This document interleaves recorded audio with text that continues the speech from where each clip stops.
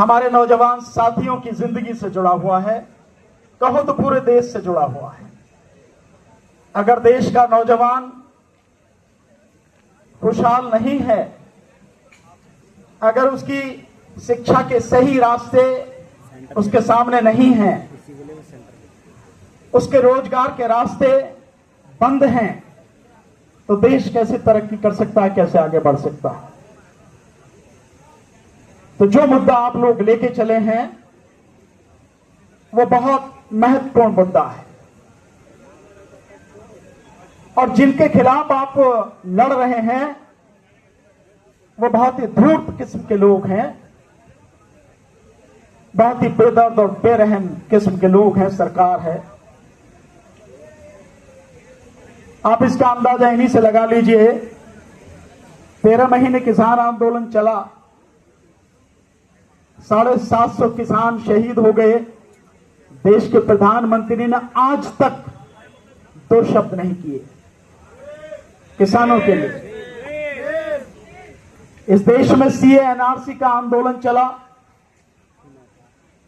पूरे देश में चला, लेकिन प्रधानमंत्री ने कभी भी या सरकार ने कभी भी उस आंदोलन के विषय में, उसके पक्ष में, या वो आंदोलन करने की लोगों को जरूरत ही नहीं पड़े, ऐसा कभी उसने कहा नहीं।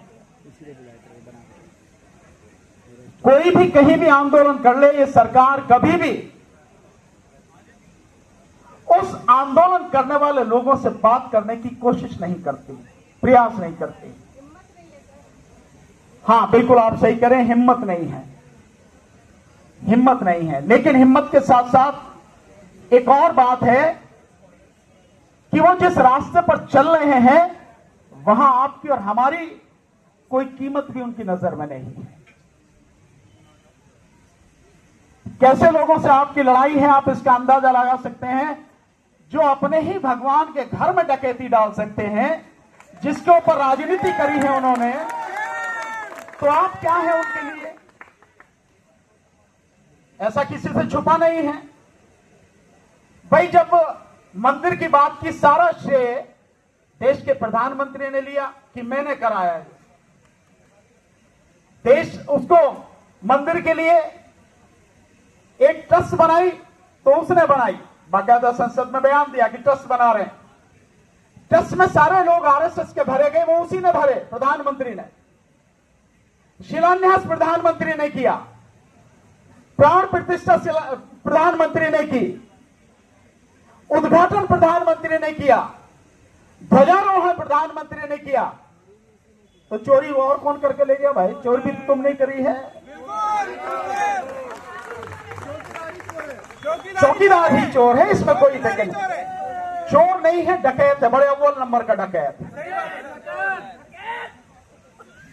तो आपकी लड़ाई उन लोगों से है, और आपकी लड़ाई उन लोगों से है जो इस देश का संविधान खत्म करना चाह रहे हैं, और लगातार इस देश के संविधान को खत्म करने के लिए बढ़ रहे हैं। ये पार्टियों को तोड़ना, अभी महुआ मोत्रा जी यहां से गई हैं, कह के अपना भाषण देकर गई हैं। उनके साथ क्या हुआ 1 तारीख को आपने देखा, साथी यहां पर हैं, उन्होंने भी कहा। उनकी पार्टी को किस तरह से तोड़ा वो सबके सामने है। उसके बाद उद्धव जी की पार्टी को दोबारा तोड़ दिया। ये सब क्यों हो रही है तोड़फोड़? ये बेवजह नहीं है, ये बिल्कुल 400 पार। देखिए, संविधान के अनुच्छेद 368 में संविधान में संशोधन करना है तो 3 शर्तें हैं। एक शर्त यह है कि जो भी संविधान संशोधन विधेयक लाया जाएगा उसमें वो संसद के किसी भी सदन में लाया जा सकता है। मुझे बोलने की इजाजत है? कोई बंदिश तो नहीं कि 2 मिनट या 5 मिनट बोलना पड़ेगा? तो पहली शर्त यह है कि संविधान संशोधन विधेयक किसी भी सदन में लाया जा सकता, मतलब या तो राज्यसभा में या लोकसभा में, लेकिन जिस भी सदन में लाया जाएगा उस सदन की जो कुल सदस्य संख्या है, यानी कि एमपीओ की जितनी संख्या है, उसके कम से कम आधे से एक अधिक सदस्य उसके पक्ष में होने चाहिए। एक शर्त यह है। और दूसरी शर्त यह है कि जितने भी सांसद उस संविधान संशोधन विधेयक की चर्चा में भाग ले रहे हैं और वोट में हिस्सा ले रहे हैं, वो 2/3 बहुमत होना चाहिए। इसी तरह से जब ये हो जाएगा तभी वो एक सदन में पास होगा और फिर वो दूसरे सदन में जाएगा। तो लोकसभा की सदस्य संख्या कितनी है? 543।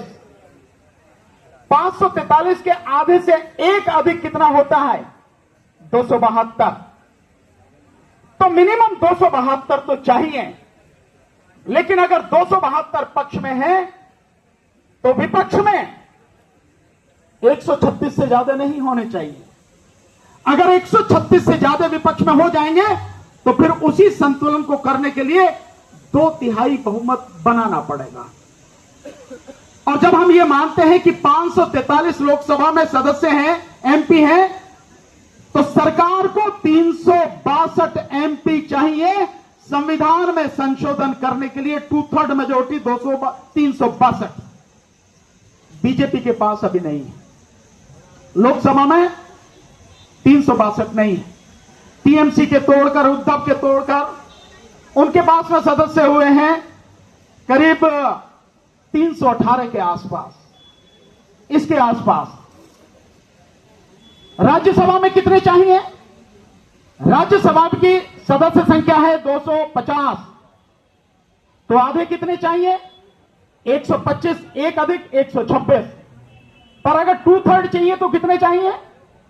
167 एमपी चाहिए। अभी वहां भी नहीं है। आम आदमी पार्टी को तोड़ के 113 हो गए हैं, बाकी अभी कमी है। सिर्फ इसीलिए संविधान बचा हुआ है। इसके अलावा तीसरी शर्त क्या है?